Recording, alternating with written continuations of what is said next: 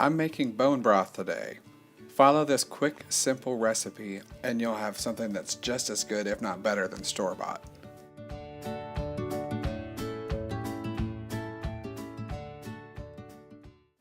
So this recipe is pretty simple. Here's what you're going to need. Apple cider vinegar, garlic, onions, carrots, celery, and parsley. So we're going to start by cutting up all of our ingredients. Start with the carrots and take the tops off. There's dirt in there. Cut the bottoms too. Why? I have no idea, I just don't eat them. You want to cut things that are very similar in size. That way they cook evenly. And as you can see here, I got a little excited and decided to cut two at a time. Depending on your knife skills, don't feel bad if you have to cut one at a time. Alright, so set those off to the side. And next we're going to grab our onion.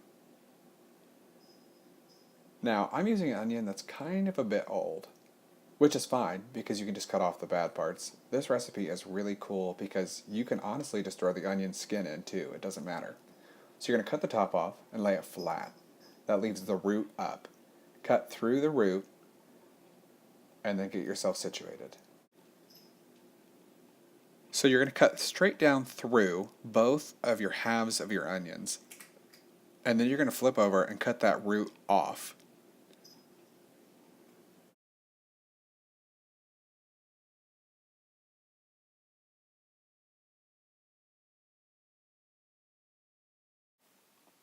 Alright, so you get the scraps out of the way. And you're going to take off the skin of the onion. Now, since I'm using a bad onion, I'm going to take off the bad part. If you have a fresh, fine onion, you can honestly throw the whole thing in, skin and all.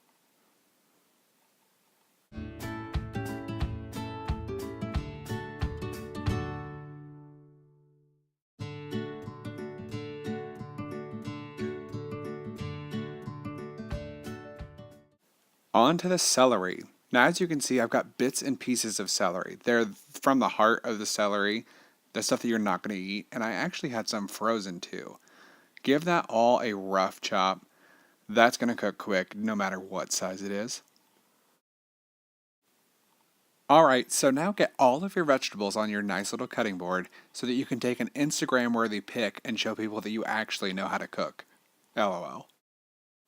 Alright, so here's the fun part. What you're going to want to do is get the biggest crock pot you have. Throw all kinds of chicken bones in. So if you've watched other of my videos, you've seen me do a roast your chicken, and then from those bones, you take any of those, the bones, the skin, any fat, put it all in the bottom of that crock pot. I'm using a 6-quart crock pot that I got for Christmas this year. I'm using 2 roaster chickens worth of bones.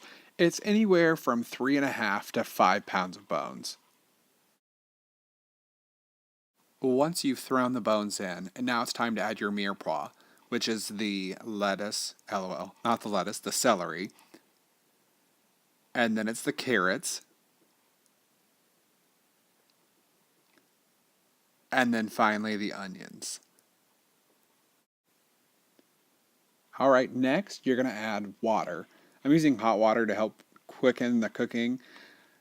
You want to add enough water that you've got all of your vegetables and your bones covered, just over the top. Now, if you put too much water in, you're going to be fine. It'll dilute the flavor a little bit, but it's not going to be the end of the world.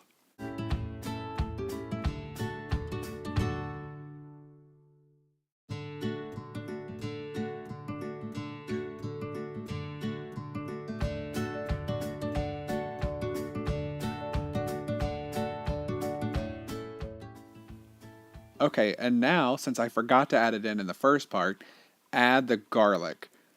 I use the easiest garlic I have ever seen. You buy it already chopped up. It's in olive oil or water, depending on what you like. I'm adding about 2 tablespoons. I really like garlic, so put in as much as you want. And finally, we're adding in apple cider vinegar. 2 tablespoons will do. Obviously, my 2 tablespoons is a little bit wonky, but this is to help extract the bone marrow out of the bones so you can make a bone broth. We're going to set our crock pot to the lowest heating setting. All right, so put the lid on that baby and forget about it for 24 to 72 hours. That's right, 1 to 3 days. This guy is a 3 day because I literally forgot about it. I went to sleep one night and said, I probably should filter that. Totally forgot. So it's a 3 day. Here's day one. This is 24 hours in. I've stirred it a couple times. You can stir it as much as you'd like. And everything is already cooked, so if you want to give it a taste, you're fine too. This will help determine if you want to do a 1, 2, or 3 day. So while day 2 is coming up, a funny little voiceover thing. I didn't realize how much I talk with my hands. So as I'm recording, I'm talking with my hands. Here's day 2. This looks a little bit darker, a little bit more brown. Everything's kind of turning into the same color. I've stirred it probably every 6 hours, maybe every 8 hours.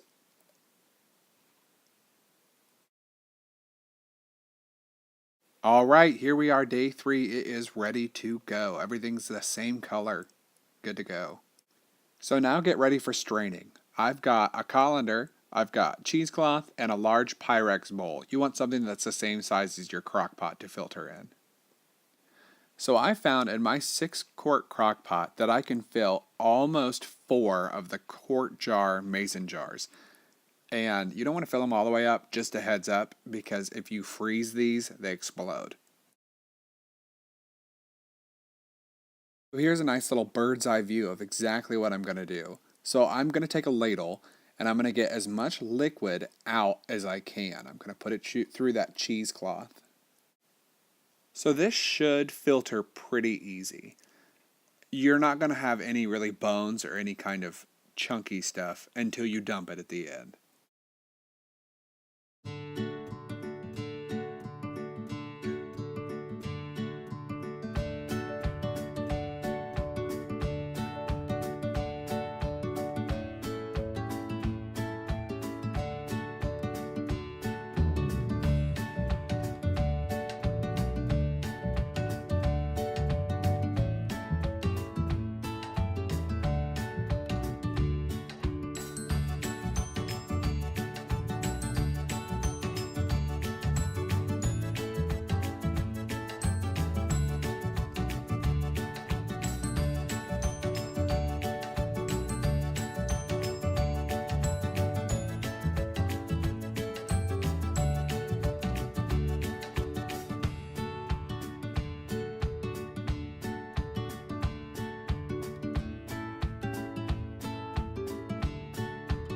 Okay, here's the dumping it at the end. So I've gotten all the liquid out that I can. The reason that I don't really want to dump it yet is because I don't want to make a mess. So get all the liquid out and then you dump all of the rest of it. So all your vegetables, all those bones, all the skin, all that stuff.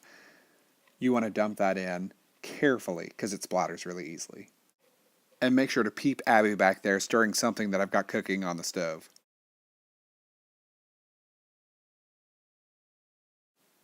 All right, now we're going to fill our mason jars. It's really simple. Just ladle all of your strained bone broth into your mason jars. Make sure to not fill them up too high if you're going to freeze them.